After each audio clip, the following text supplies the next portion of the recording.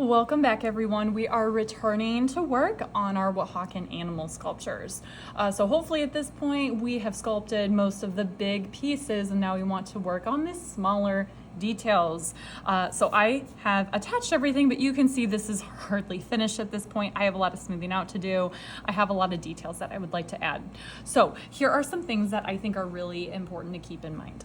We talked about, for clay, almost hollowing out, making things a little bit thinner, not too thick, so that way they can fire easily. So I kind of hollowed out the underside of the bear that I'm making, and I also hollowed out the underside of the head right here.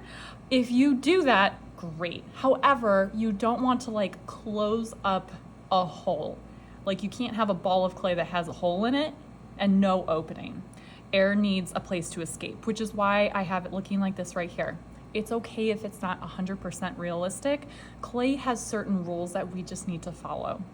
All right, so some things that I want you to keep in mind as we add details in. First of all, really great opportunity to smooth things out. I have some creases and some crumbs. For that, I'm probably just going to use either my finger or one of the wooden clay tools to help me. If you have a really large space that you need to smooth out a little bit, a small amount of slip can help you, but you don't want to overuse it.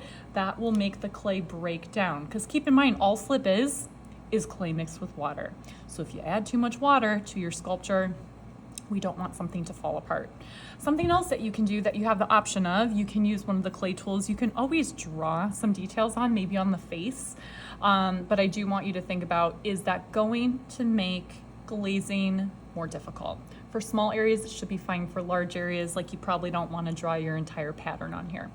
It's unlikely that we will need too much extra clay at this point. You might need a little bit, either to add some other details on or to help smooth areas out by slipping and scoring pieces on, but otherwise, work slowly. This is the part that I think it's really easy to lose patience in, because it does take time to really smooth everything out and be careful. So I'm gonna work on that. I'm gonna get my pieces to be a little bit more secure, and then we'll check back when I'm done.